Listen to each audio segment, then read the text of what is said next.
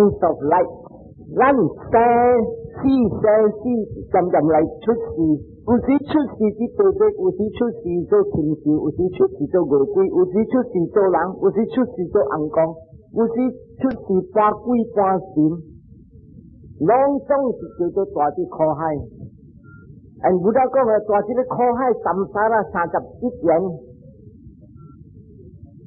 สิเลเกี่ยวสัมสาระจะคอให้อุกอพายห้วยสิเลกอพายห้วยนะสิเสียงก็ไงอยู่ด้านหลังเฉาชุกคอให้อันสิเลกอพายห้วยบุตรก็ไงเท่าที่แท้ตัวเสียงเนี่ยอิงโก้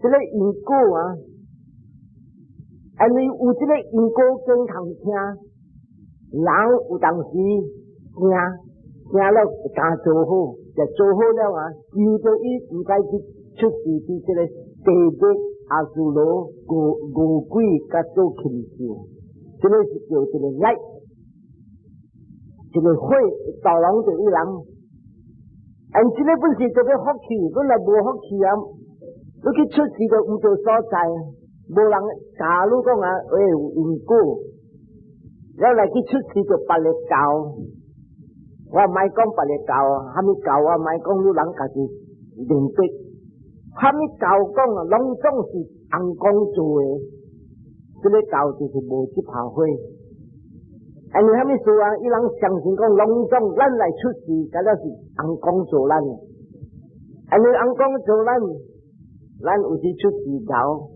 อุทิศชุดสีโบเก่ากองตายเจ้าอุตังสีชุดสีหูยะอุตังสีชุดสีจินยังเขียวโจคิดจะแล้วอุตังสีชุดสีคิมซิวอุตังสีชุดสีโจฮงเตที่นี่ลงเจ้าก็สิกอดสิกะโจบัดบุดาตงกาเลี้ยวสิปุ่นชิมโกจินกาจิโตเรื่องที่ว่าที่กองตะเกียว่าสิ่งหลายที่เป็น CDA November ที่ว่ากองเท่าจิตเก้าเองกับตีจิตเก้าเองว่าที่ว่ากอง about จิตอินโก้ที่เรียกอินโก้ที่ร้านในแก่ห้วยจิตซีก็จิตซีเกิดร้านที่จะเป็นว่ากองอินโก้ที่ action all our action ร้านซอเสียวซอฉุยกองซอขาจูโจอีอูลิปากาอีอูโก้จะต้องรีเซลThey are our real properties jati kilane kehoi. And this religion, this chile belief dalam hud kau, ka Hindu kau, pale kau mo. So, wamhi olowa kasi kau. We are very lucky that we are in a religion where it is very scientific and very true. Tapi cinta celang bộ ai chẳng tin professors doctors kalau kong ai because phải ilang ai cao chẳng kong bộ yili lolo cho chile cho chẳng huy lang chẳng kong tung lang macam campo taoism campo cinta cehang sampai boy lang cia thana chani thon titi cao thì pale cao and we have to and we learnจะเหล่าหลังแฟชั่นเดี๋ยวคว้าขวาจะมีการให้กับจำกล้องเลยจ้าจ้าไปที่ว่าซีว่าจะไปกองเตะว่าไปชูว่าไปจับกันว่าไปเมอร์ซิดิสมอเตอร์คาร์ลูกโบโชฮาวว่าไปเลยช่วยลูกตัวที่เด็กจะสิโบจังสิคาร์มาโบจังสิอินโก้อันเจเลโบจังสิอินโก้เนี่ยอีกองอีคริสต์อีบุดิสตัว在前面团往上走，我妈妈讲，人讲บุรีซึ่งจะไปโจสิเลยจะไปโจเลยโจแล้ว不要紧，他能够就掏出2030，แล้ว我讲我做工作，做什么啊？哎呀，你没人看，你外边听白了就这样嘞啊。所以你讲他呐 ，cost of living is going up, and then actually 这间厝那是这个是大人死啊，3年啊，渐面对这个 religion 这个。他听说这他听说跟他还没好，还没治我不晓啦。个3年马路在讲，哎呀，马路啦，在讲地发来了，不要紧啊，便宜。 So how much money they spend? hà na cho hồng suy cho công tịch lúc chạy chạy terrible and chỉ lấy chú cho anh em chàng nhà này có sự Buddhism thâu chỉ bảo huy cũng bổ lẹ bổ huy so chẳng chỉ là chỉ có chú là chỉ相信 Buddhism 相信因果我所做我所做 so chẳng chỉ都人骨力就做好死了不就看了不使讲讲话讲无做好无拜好啊无虾米你是天主不无虾米不无我就死了噗这边死真出事了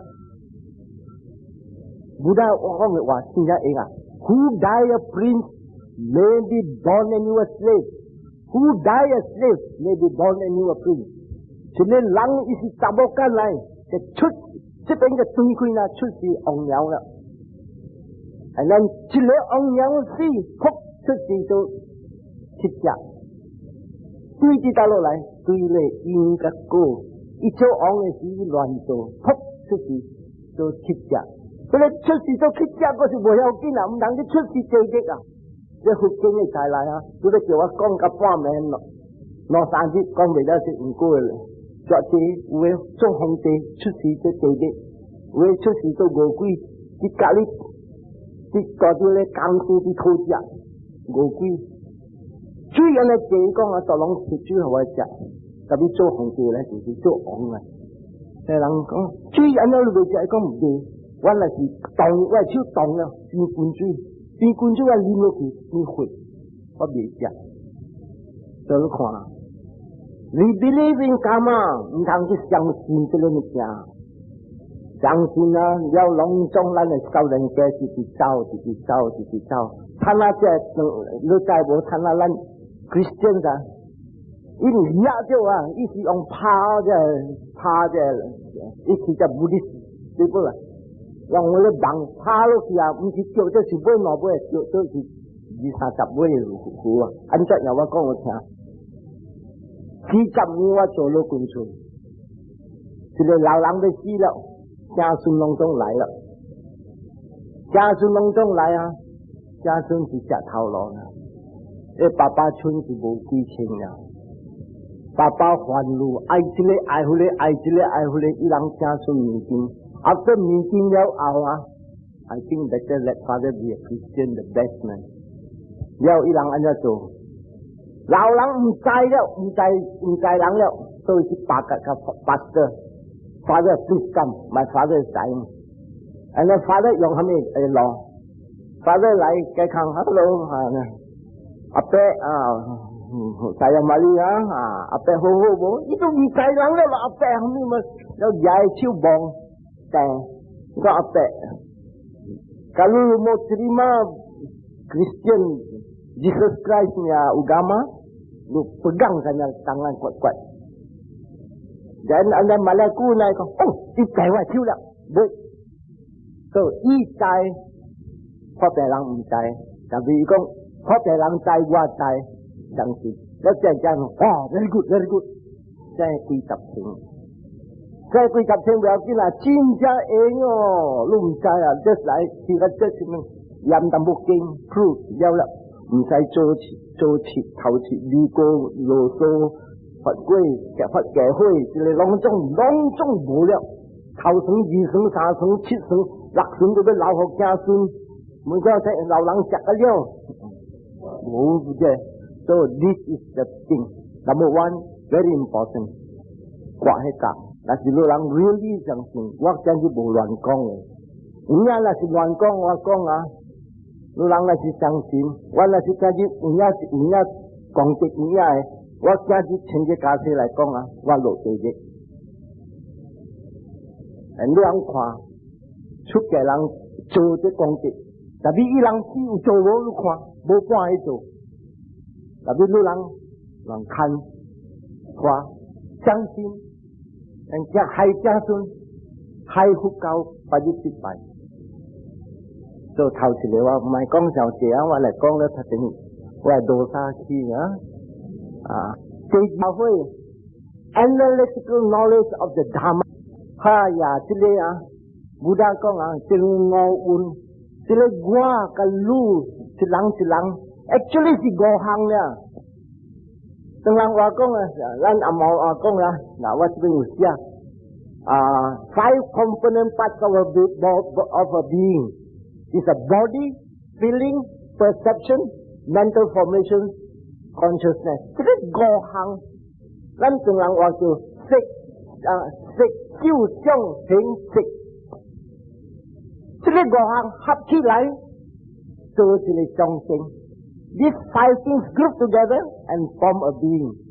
You analyze kwa mo what the jangku, utang wa kamka, utang siwa hwahi, utang siwa tiksin, utang siwa hao, utang siwa chill. This is feeling, perception, usiwa tia, usiwa bi, usiwa tamjo, usiwa bongjo, usiwa kiaojo.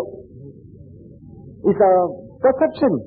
Mental formation là một tiếng của tăng sĩ có thầm đầu lỗ hòa cho anh đi chú em chẳng anh ấy hỗ trợ chậu hòa cho khi anh ấy anh đi lu cho hắn lầu loa gì vậy đó khi đầu của tăng sĩ hòa cho sao có suy anh ấy buồn suy phiêu rằng hắn là cái này hiện yên last key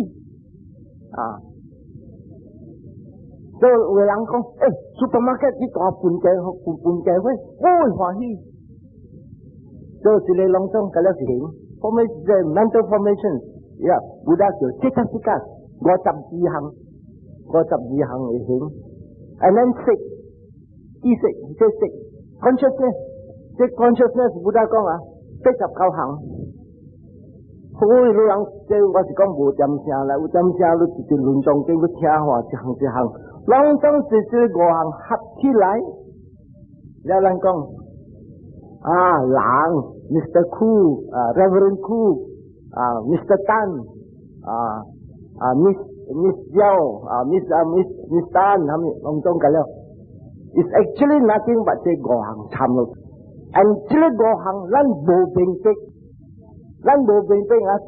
cái gò hàng yêu quan in actually manifestation of mind and matter rất là tuân khuy chứ lấy gò hàng body chỉ hàng thì matter này thì bút thế cái bóng chứ feeling cái bóng chứ về bóng chứ ngay cái bóng chứ là chỉ có kết xin cái bóng chứ lấy kết xin về khoa chứ cái bóng chứ lấy khoa chứ về bóng chứ bát chiu ấy là bát chiu thì body feeling bóng về chứ với lại giàu lố bong itu yang lo về consciousness bong itu why thinking về so chile si hang về is called mind and matter si chile nya only mind and matter and chile Buddha ko lu be chai mind and matter lu te be chai kwang mind ta lo lai matter ta lo lai mind Buddha ko from three origins正是ukama 正是ว่า乱做แล้วว่าอุโกये उनको लत भूख ही लाई ऐने कुछ हीว่าปุ่นอย่างก็ว่าทำที่ไม่หลังตัวว่าชุดสีจิตสีทำจริงจริงที่ว่าเส้นใจจริงจะให้ทุกที่เลย energy ได้ชุดสีให้น่ะเส้นใจเรื่องความจริงนะได้ชุดสีเวจินะเสียหันนะบรรลุชุดสีนะguling sao ban nhau có chân là wow về cái nào bàn của nó cái khung khí ấy yong khát tại để bằng tum tam cái bộ sinh tê cái bộ họ sai có cái khí lại là cái khó cái khát tum tắc cái mà cái sai uế half a second later half a minute later cái túi lao chân bằng cái khát nó về cái chân cái cái chú kinh con what's wrong with the sun whole night crying ban tambo yang makna kunna pada di sini uji di pau guling banjala jangan ulang tapi wesik siapa guling kong di tanah kusin tanah boleh orang polisi lah guling kong keling ya ikau intelligent so Buddha kong dia longsong kalau sih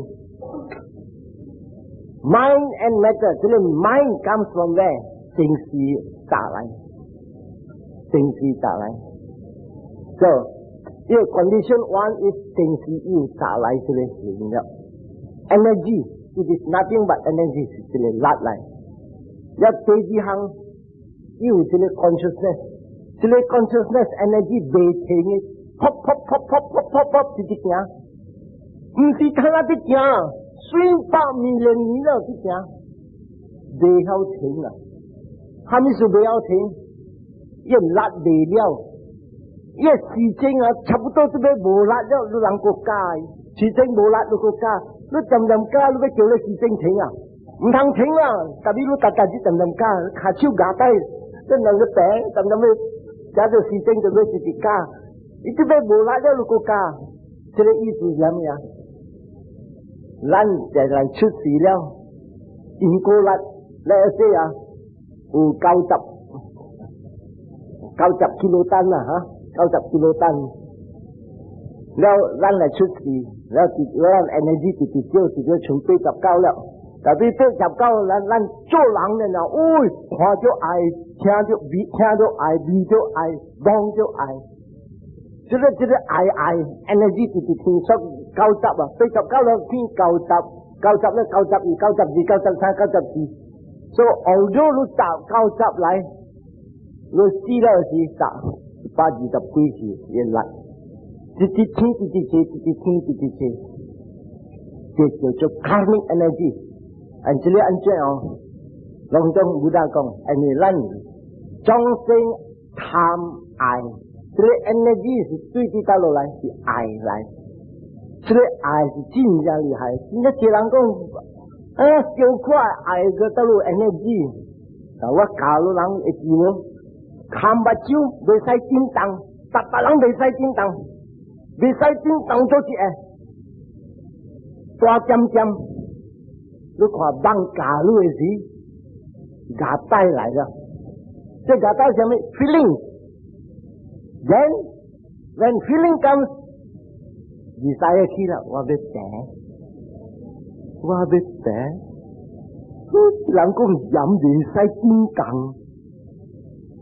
哎呦，別得閒啦 ！That is energy， 一做個都流光。And 佢哋 energy 嗰時愛病啊，愛病 energy 唔係講嗰時真一少，但係你看住你掂嘅時，亂咗。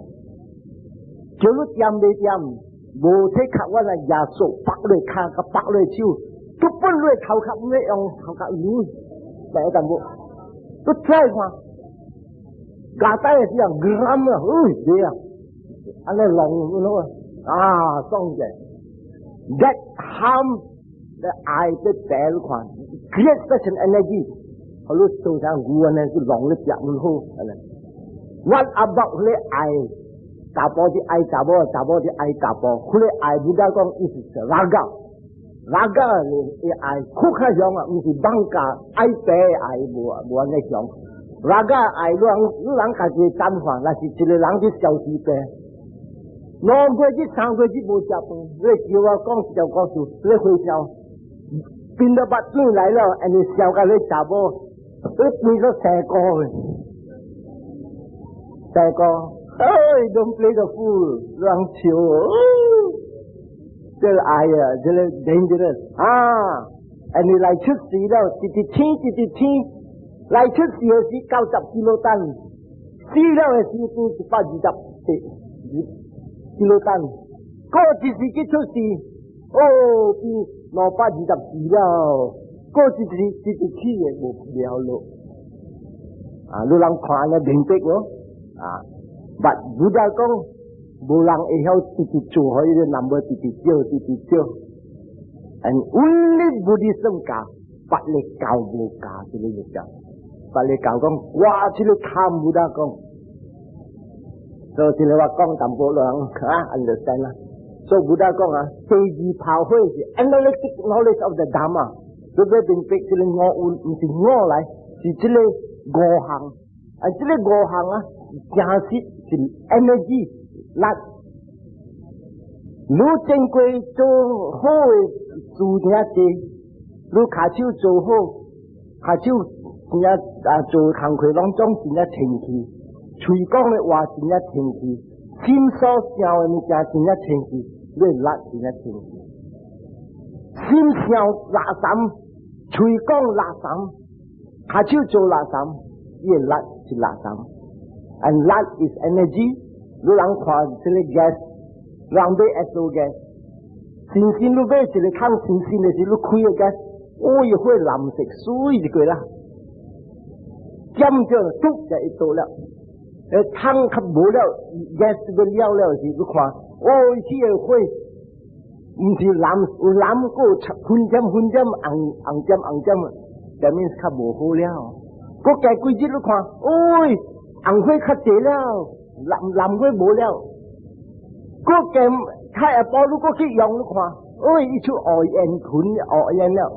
Hả mi su? Energy là sám leo. Ete, gas ete. Lúc khi yêu khoa có thăm phô cô. Tapi ujile là sám leo. Ý chú đều hơi bố hô leo. So, chỉ là chẳng cú suy bố suy. Chính sĩ lăn châu hô, lăn in cô lạc suy. Ý chú sĩ chẳng cú suy. Chính sĩ lăn bố in cô lạc, lăn in cô lạc. Lòng trong sĩ chính dạo. Chú cho lăng là, con hòa, tóc cái bề con. Action chủ cái là sĩ bề hạ lăng, bề chính lăng. Sĩ bề thun lăng, bề thầy lăng. Chỉ là kêu cho bố hô in cô lạc. So bố hô in cô lạc là mấy chú sĩ à mẹ? Chú sĩ tề ghét đó, sĩ con gồ quy. sĩ gồ quy có biểu hiện, gồ quy sĩ thăm. Chứ tề ghét sống sinh tề. Chẳng lặng con rơi sinh tề sang ra quy. Nghe quy gì anh này sinh tề, nó sang ra quy. Yes. So you must understand, it is a manifestation of energy lan thành body. Lan thành feeling, vẫn sĩ energy lại, khăn lại. Ý kêu tạm con, chỉ là mind, chít, nó, ta gì. Chỉ là mind, chỉ là thảo chỉ là origin, ít tuy tí ta lộ lại, tuy chính sĩ in cô. Tế gì hàng, ít tế bế ủ chỉ là consciousness. Tế xa hàng, yêu mental objects. Mental objects là gì à? Lan bà chiêu khóa chiêu. Lê chiêu vào con, bà chiêu, u bà chiêu.แล้วอุบาวินอุบิจาขวาเจ้าที่นอนคำแล้วช็อกแล้วทีที่เกี่ยวคอนแทคเนี่ยนะ feeling ทีเดียวจะไม่ทีละแล้วซิมก็เสียวจะเสียวเห็นทีละซุยทีละซุยอะไรรู้กันรู้ไหมsupermarket ตลาดhami supermarket ว่ามันใจทางเราว่าโบชุดเต้าลมใจตัวเสียsupermarket ตลาดจริงว่าเดี๋ยวand then the consciousness ต้องเข้าไป is all this condition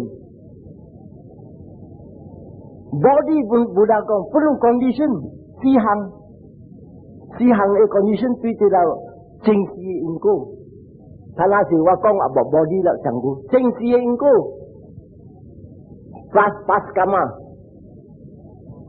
present karma pun Buddha ก้อง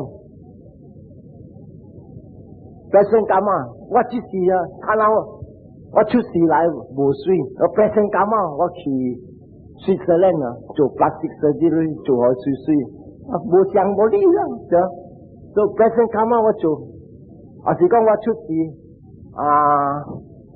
我无水但係我較夠裝淡薄即係裝我老 artificial hair 落去裝來裝去60% 對70%so present karma then 第三項Buddha 講your food 咱啲食แล้วลูกน่ะสิคัดตั้งลูกกาจะข้าวโหข้าไข่เลยจังกุนี่ข้าวบาข้าวซีโบราณอาปาเลยso อีกอง food then เจสี่หังบุดาก้อง is the อุตุคิด so ลูกใจเลยหลังน่ะสิวัวหลังอีตัวที่อังกฤษนั่นคืออะไรด้วยสุยนะแล้วจะที่ตลกว่าที่อังกฤษนอนนี่แล้วเลยควันอะไรสุยยังคิดไอ้ตัวSo Buddha consider body all affected by these four things.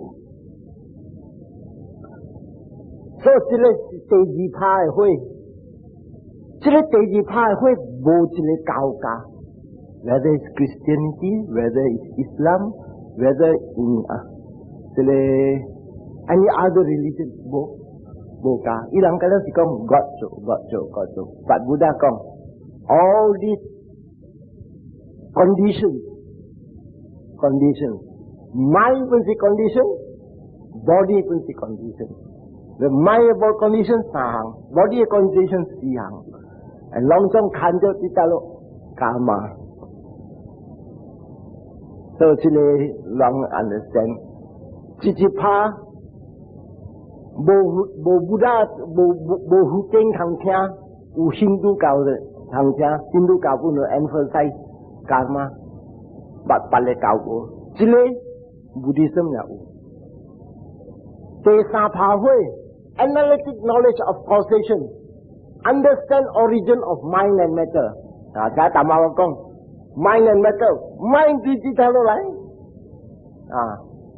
Kiwa wa tamawa kong hearing consciousness. Consciousness tamawa kong jadi consciousness do. Hearing consciousness tu kita lo lai. Hearing consciousness Buddha kong usiang guan in. Usia lo hiya bo chao wirang. Ujile distance beside Chiang Hui, that is no Plessia or no Kichu, Manatio, the distance must be right. And then Manasekara, Buddha called Manasekara with attention, attentive mind. Balucha U. Nasi Sahang Beki, Tatabe Sihang, Quadrupun Sihang, Chadupun Sihang, Tamjupun Sihang. Wakong Tamrang Chawa. Buddha Kong Tame, there must be the tongue. Cái tăng thì bị hô hô, là chỉ lấy tăng sẽ cancer lúc khi người ta tạm bà lấy cô khi anh nó chạy đi về cái tăng disease, là healthy tăng về u, food về u, tòng cho cái sang Buddha công, there must be moisture, chui, anh là chui gì là nên hòa, nó đang thấy trên mình cha, chui hong cáiเลยchỉ ta, nó thấy head dryer loạn sai rồi. Thôi chỉ là thôi cái tá là lúc thì anh mình讲讲话有味哦，无味个些。So this and then there must be the attention. Bo attention will be. So all these are conditions. You must understand. There is no such thing, sir. 就咪讲Buddha讲啦，是这些 condition 浮起来。There is seeing, there is hearing, there is smelling. There is tasting, there is touching, and there is thinking. Sihang kala tatang sihang. But lan bo beng tek, lan sai kita lo chiu tile ai lo hi. There is only seeing. Kiwo. Bachiu u, wai bachiu ho ho, na si wa bachiu chai me, kwa be tiêu liao. Wai bachiu u, wai ping yu u ti. แล้ว有火，แล้วว่า精神有地，马路才有看到，这个四行浮起来，马路才有看到。如果在三行未起嘅，三行看未到，那是三行无目睭有物件看未到，那是无物件有目睭有好事看未到。如那是讲他啦，占一行来讲，火无火。 如果是无火，伊有地我有地，代表我目睭够好好，伊无火，看暗蒙蒙，到你看会到，看袂到。搁一项有火，我目睭好好，伊有地，代表我精神无，我精神无阿咩，我伫想，哎哟，伊人地补我头摕我的泪，头摕我的泪，代表即我面前我看无到，我伫想别项。 In others, 我关心无伫这边，然后来过，一路看到阿香咯，无啦无看到，你坐在面前都无看到，我伫想我激心的事啦，我哪有看到 ？So four conditions arises, but 这个些原因有伫，咱有在 seeing， 但是咱全部咱是系 I seeing， 我看到，这个我 is wrong， 不得讲。 唔知甲路人去买一个我，啊细汉甲大汉就是家我，睇下你讲啊无我，未用，叫佢我就有。So this is there is seeing, but there is no one seeing. There is hearing, but there is no one hearing. There is only arising of conditions. 这个就是成罗汉了看到，但係我講人聽淡薄。 So this analytic knowledge of the 12 links of dependent origination. Buddha 講一定逼這個十字嘅因緣，這十字嘅因緣無相甲咱嘅這邊看出世唔是話老虎啊，是餓鬼啊，唔是這個，你看好看。我這邊係三個色，這個色是正視，這邊即視，這邊後視。你一定逼正視咱未曉打嘛，咱亂做。但是Buddha講 ignorance 未曉打嘛，未曉佛經，未曉無相信因果，無相信講這個假如是 mind and matter，咱加亂做。但是Buddha講avidya paccaya sankhara，這個avidya ignorance paccaya sankhara。Because of ignorance, because of 無明慧未曉半，這個 action 啊，因果力有了，這因果力 reverse consciousness， 這邊就死落去，隨出世，and 係咪？嗰個 karmic energy 有啊，因果力有了，這因果力有，reverse consciousness 來了。那是正視咱無亂做，咱成羅漢。來到這邊冇後事啊！然後後面說咱成羅漢了，死落去唔使來出世。這個就是咱無成羅漢，無明逼，這個大媽嘅事。而無明逼大媽嘅事，咱做，跟咱嘅 action 有隻因果力，砰一來出世，出世做下面看咧如若是講聖地上嘅鬼。有出事鬼嘅聖地了，但是人上鬼口 ，1 second millions of lives die, millions of people die。天光晚黑有隻陰聲去突你看，你看，一日幾尾虎死，唔使講別行，幾尾虎死，幾尾雞死。幾隻下死，那是一季落雨，哇！所以天光有等噶。Buddha 講啊 ，infinite number of beings die every second。infinite 啊，未算啊。要你講達人一定萬看，哎呀，萬啦嘢，我就天光歹命。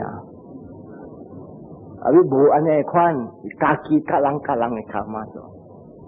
所以我講就，你正視無明逼大媽亂做，這亂做因果力有了，噗來出事啦。這出事呢，有 mind and body 啦。細點大啲不多嘅買不多呢 ，mind and body 一叫我自己話好人看，伊這邊死，我會叫 Mr. Cool 死，隨啦執。有啲叫人啱，咪本來 Mr. Cool 死，伊若是講福氣攤出事做人，砰一起就溜咗 ，India Madras， 就係叫人查某不多有嘢 consciousness， 隨，and then although 嘢 consciousness 有啲不多啊，是一點有安尼，有16 bits 16點一拍，啵 ，after 16點。Although 咧，有一點啊 ，is an almost an atom 啊呢，嘅 consciousness 浮起來正線淡薄，我嚟出事啦，好，你個 sink down into unconsciousness， Buddha 講 in the bhavanga state until 一直大漢咧，撲一嚟出事，就出事嗱要 relinquishing consciousness， 嗰啲麻多多 mind and body， 所以一個人嚟是講啲做古國。Abortion, killing life, because there's mind, because there's body. Although I will say, you consciousness. Then, titi tuahan, tuati pato labin ina, siya lokin ula. Lokin bachiu u. Titi tua, hiya, mo titi tua, hiya kin, titi teng, join the brain.Join the brain 了，當中這叫做略見的 six sense organs 浮起來。第幾邊，後面咪叫做一啲多，法律教講各做。là gót cái chùa tàu chỉ lập tàu đâu á gót chùa đâu chô chiêu tầm bộ đâu ai ya chụp lại cọc ai anh cho gót anh ấy cái là sẽ chả bao chụp anh ấy suy đâu là cọc ai chô chiêu but Buddha công à hey the six organs chú cho cả mà cho inco cho chân si ai em mà cái về thằng nhau này khi cầm thầu về thằng thầu anh nói chuyện này xui là chỉ cầm cạo à du linh em mà ha ya lu du linh em mà lu bỏ theo lu xe hành là xe lên mà thì lạc sai lạc diều lu kia thì lu du linh em mà cả lu bê chẳng mi cao cho cả mà lại anh cho nào chút lại bà chiu cọc ai nếu lu thằng nào xí loa con thiên công chùa lu thế hoàn thiên lang hoàn ông à thiên công là chỉ con người con à lu chỉ hoàn ông lu cả gì chùa lu cả gì lu lại xí loa wa but other religion all God made but Buddha says who made you this fellow made you lu cả gì chùa that's what Buddha come the karma is a property lu chùa cọc ai chùa lại lu tiêu cọc ai lu là gì lumbut manis kalau tebo amak tengah amak te kula sorry amak what you angry what kula ki forgive lah ha ya lu chusia and lu gau kula amya reverencing your parents chusi ka kwe ongja ongsun it is a law of karma Buddha kong to lokin cha lokin ulia wa pray u je sensitive suy bù suy senses cái là long trong suy cảm lại cao người gì phúc trao 出来了就trao 出来呢風吹就quá contact when contact comes feelings arises Buddha công when there is contact there is feelings tổng chứ cảm giác浮起來bắt chiếu看著suy嘢hai quá ải con trách lại khoa chứ người lăng là chỉ con dọc khối chè khoa chứ các bề nghi mắc đâu anh này it's all these things contact when there's contact thì quá feeling lại đó lúc khoa hô à chứ bên ngọc hóa chỉ là huấn luyện hóa khắp tệ không biết sao anh người Buddha con à chip bên rebirth consciousness, mind and body, six sense organs, contact, feelings. Cho nên thì cái passive side of life, không phải lối suka, đi cả kỳ lại. And cho nên what a passive side of life, tùy hàm số. And we tùy là này inco, chính sĩ là này inco chính là hô khoa cho lăng. khoa cho lăng khăn khó à bẹ lúc họ thiên đó lúc bộ ác họ lúc cái ác họ già họ xóa họ ý à bẹ lúc bộ sang khó hoặc già sang khó họ luôn so ít bao nhiêu cái contact chút xí lại à ý quá khắp bộ chút xí lại ý gì bộ tại nó quá thì hao bắt đầu giàu ý cố gì so all the context and all the feeling up to the feeling the passive side of life không phải lối suka chỉ lối in cô, so càng gì lúc nào chỉ ông bắt chiếu khoa cho chị thì in cô lại, càng gì lúc nào khoa choว่าchính sĩ lan ở cái gì in cô, bộ in cô khoa cái lo anh ấy chỉ làm theo cái làm cho bộ phát khắp bộ ham như phát khắp, so thì mình cảm Buddha講all this up to feeling is passive side of life, chỉ tùy lối cô chính sĩ lối做càng gì lan小度，lúc càng gì那是開摩托theo cái出去呢。ចាំមកគឺកៅភញយចាំម៉ូតូកាឡឡងវឡងជីតែម៉ូតូសាយគលឡងម៉ូតូកាទីនេះគោឡៃមិនចាហមីស៊ូនេះថែងនោះឡៃចាវាចាមិនឡៃអោខបានមិនឡៃឥឡូវឡងខឡងទីនេះ so the Buddha all the context is go passive side of life មិនសិលេសុកា but កម្មកាតែគីឡា Buddha កងសេជីឡាcraving the key la so kyanji na si kong lúc khoa cho lắng, rồi u tầm bộ feeling à, u lắng lúc khoa cho đó, ai, lúc là sao khoa lên chiều chiều tầm bộ, rồi u khoa cho đó, quý à, they all say things he would yen, ah, so you must understand. But when there is contact, Buddha called craving the key. So can it right? Ah, sweet, oh, I would say very good, man, wonderful. All the chiajo, I say lovely, wonderful. Tham key la, and tham key ekiwa tamakong, inko lat the key la. Tham key there is clinging. What I.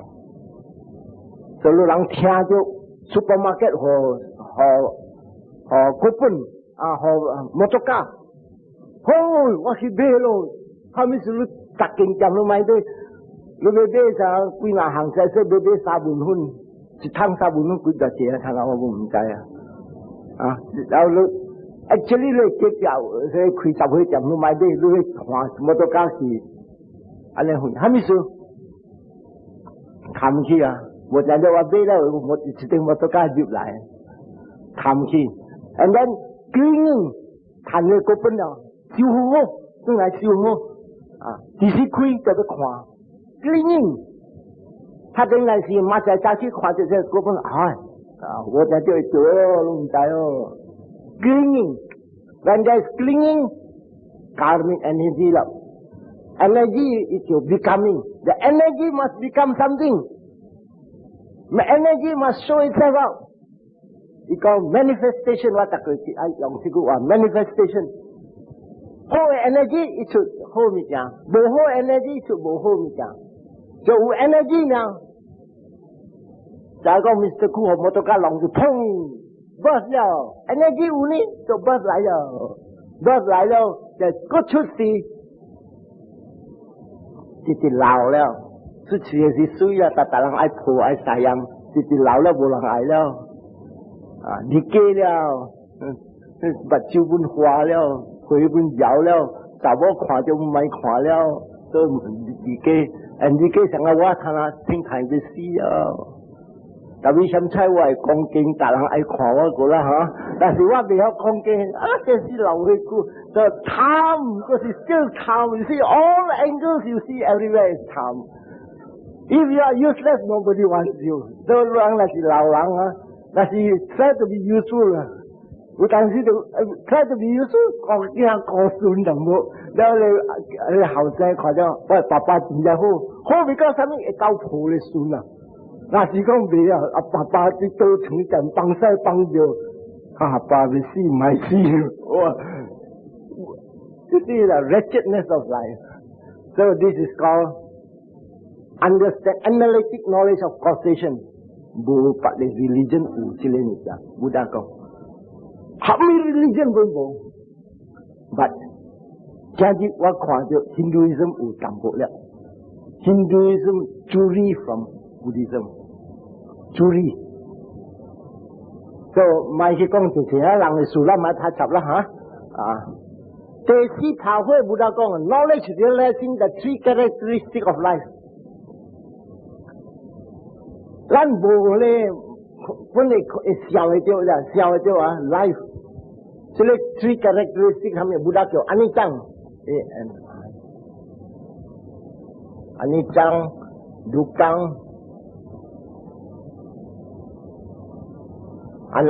anatta. Anh chẳng thì vô常 impermanency 咱想會出 anh như số nó khoan là tất hàng世間無永安呢 and then 唔使講啦 khoan就一個查某真正水特別水愛啦下皮啦咩安怎做下皮個無交啊 那新疆的来 very present 可以，然後直直聲會來，人講茶頭擺個古本嚟聲，所以伊本講 OK 啦，我 OK 啦 accept you 啦，真歡喜啊！不，教完了成一個囝了，佢無水淡薄，比較精淡薄，真查某有的人有的查某做啥？啊，未交你先装个水水，交伊那个，你嘛还说装来看做咩？特别查甫单独爱看水，物件目睭爱看水，所以看别人了啦。伊查某就无，伊我是无装了呢，伊个看别人看，啊，你有一个水，所以对有一个，那是你姐姐一条有一个，佢一个就交伊落去了，伊无讲伊上句，伊讲我无要紧啊。意思话，大部分人咧装做啥物？所以看这个无装，这个无装，伊个对白咧，女小姐，all time the character of craving always 想要古的食草，这边草食无了，伊个要去一位。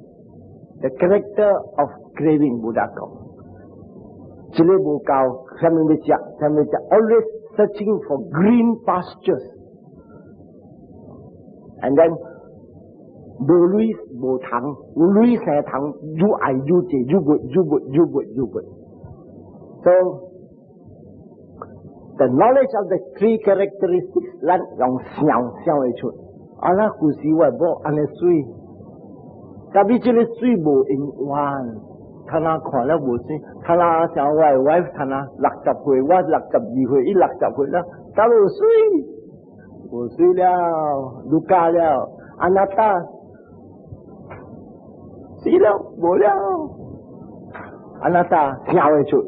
特别不达讲啊，想会 knowledge 袂使，一直想去看到，伊叫，台湾那嘛要办啊，直想的是袂使去想。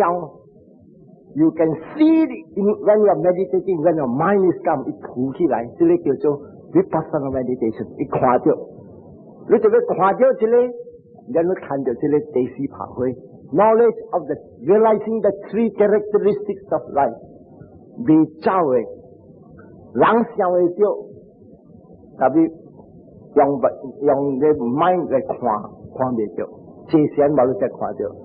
And then 第五法会 realizing knowledge，realizing nibbana。咸菜有立团，那是无立团，咱大啲这个啊，直 round，你好跳不出。所以古代的路是讲啥物？这边咱未 control，number 1未 control，number 2未 control，number 3未 control，number 4未 control，number 5，伊叫 passive side of life， 你无管通 control。特别搞个这条魂，古代讲高，什么意思啊？目睭看到感觉起呢，不得讲个人 mind 唔通互贪起 ，don't allow craving to come out， and this side is called active side of life。这边你有心啦，这个你无 control 你就搞到那边，搞到这边嘅时，你会用 mind 来想了。我要对这个查某无，唔通对，我就有某了。所以来讲，我咪对啦，伊水是水，我咪对。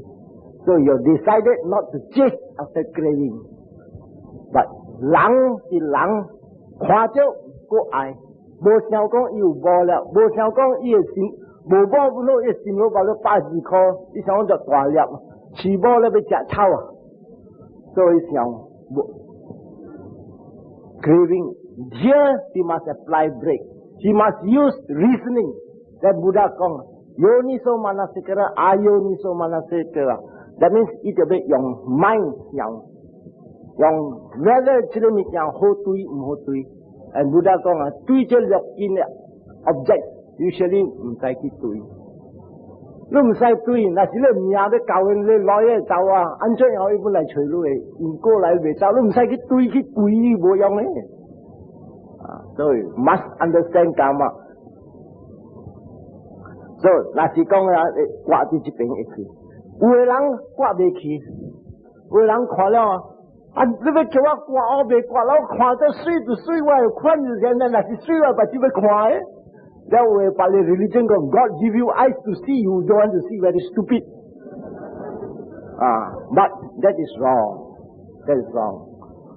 Buddha 讲 ，you can use the exercise, you can see, but don't cling.So, although 我做回想本好啊，有时我看人水， khoa anh ấy chỉnh ra lên lì và bộ dọc hơi trái con chỉ là lặng lên lì chỉnh thập số lên lì.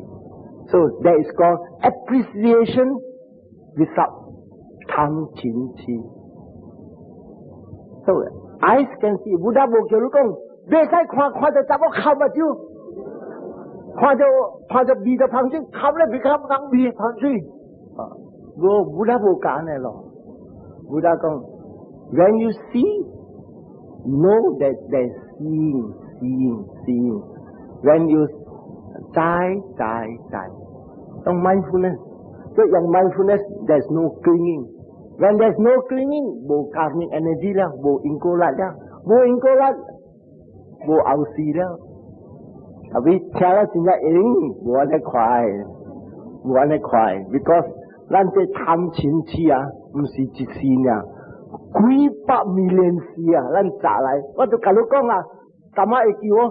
89ปี89過次時來824了，過次時來522了，過次時來400空幾了，直直來improve. Seeing no way of cutting this karmic energy down. This is why presentation of Dhamma, chat buat ni orang kan ni, chat be explain ni orang tu, nasi kong kita orang buat understand. Orang setting saya mui. So lu kau dalam celah gua pahoi ah Buddha kong ah. Cipta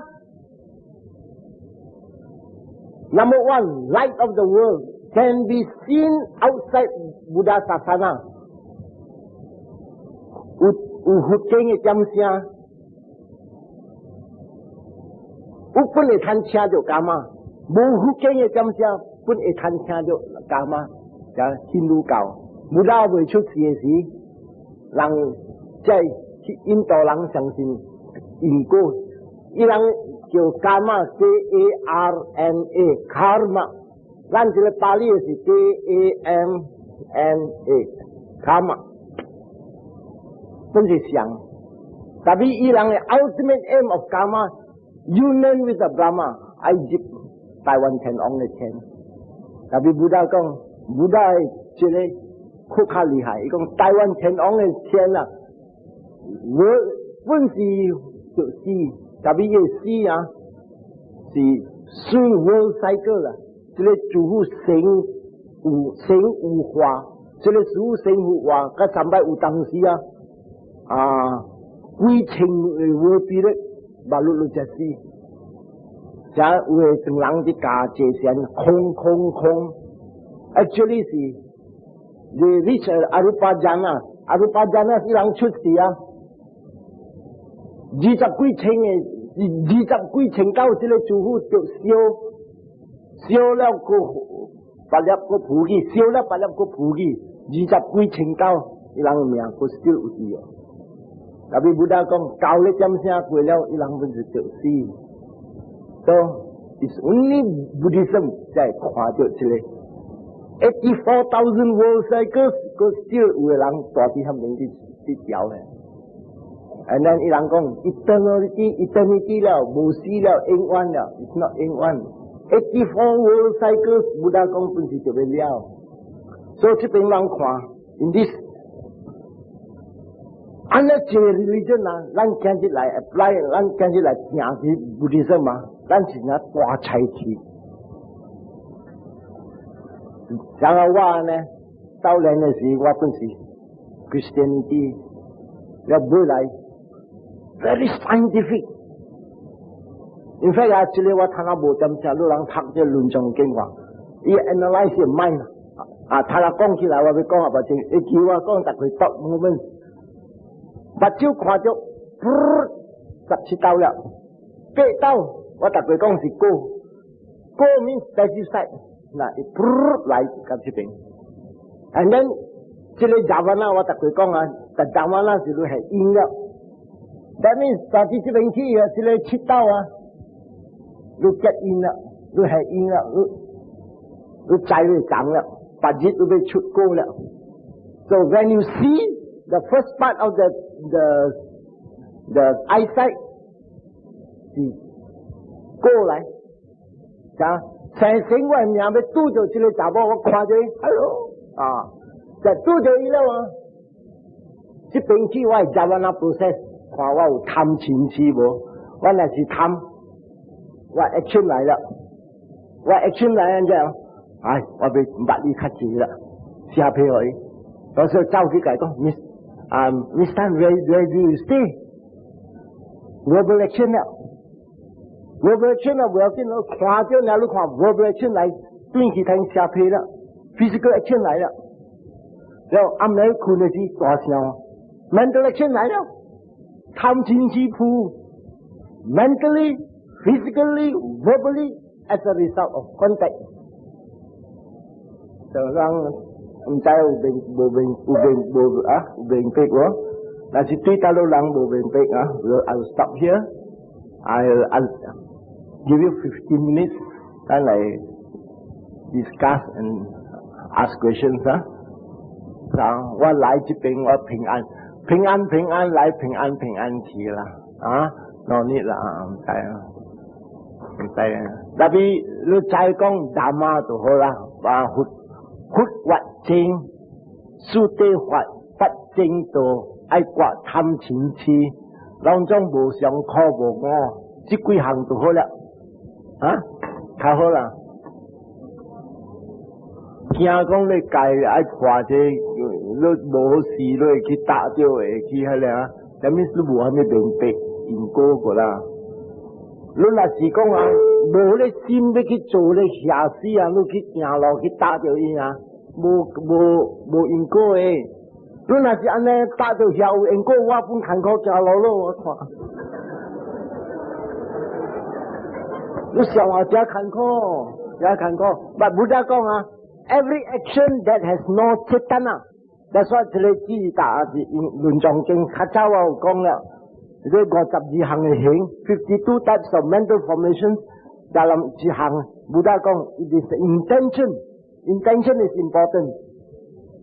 你若是要有 intention 要開始啊，你做了，嗱，這一隻蝦，我就地打過伊。哎，我無調子，特別你做嘅時你調子，都嚟幹嘛咧？啊，我啲行路，人叫我 ，yes，hello，然後我打掉伊，我無，然後我媽叫我去，媽媽，蝦米做？好，when I was 我叫佢咪行，我係蠻真係清氣。我行後背部，我媽媽叫我用走去，啊，腳底要打，啊媽媽叫我死鬼呀，哇，我哋夾達不如衰啊，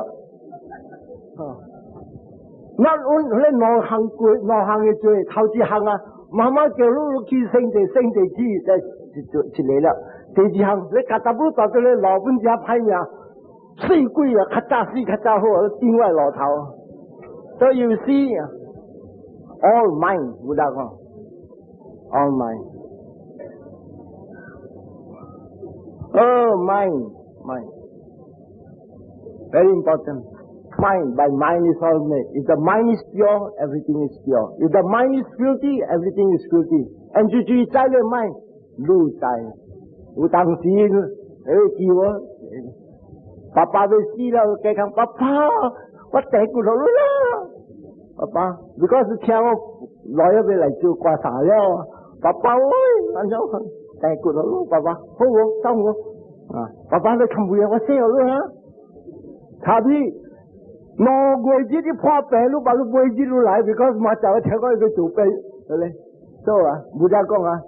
although 你看了有效，但人唔知講啊，你係個查某先有效，熱咧咁諗啲成骨佢爸爸寫冚背啊咯，冇係。But Buddha says, it's the mind。你再講是你講啲你做係咪做呢？談講乜就係話爸爸要做計會，人講啊，六陣瓜題嘅係咪係咪？啊？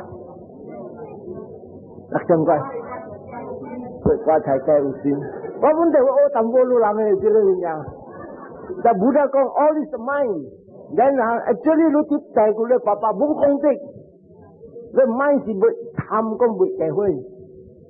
啊，難怪呢啲破病都冇打夠，車講你做耐咗，哦，做大做，那你想要吐进来了，无困不要紧了。Mind is very important.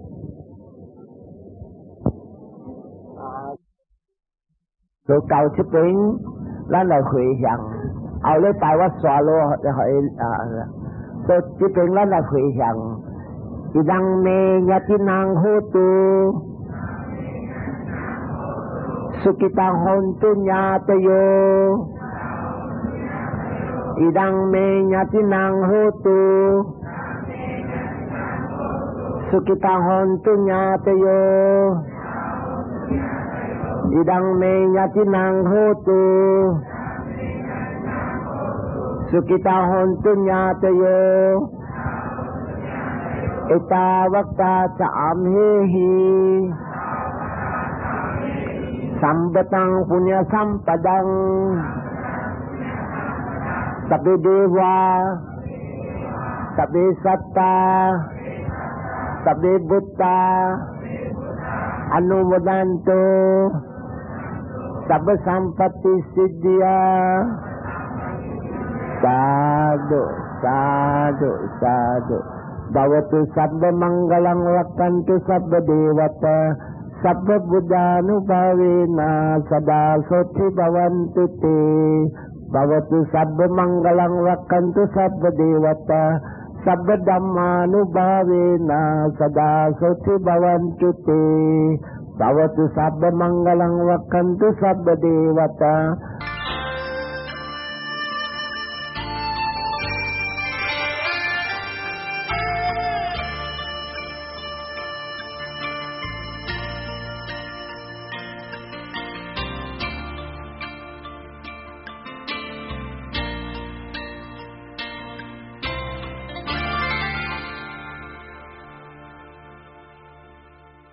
Sabba sangha nubhavena sada soti bhavantu te.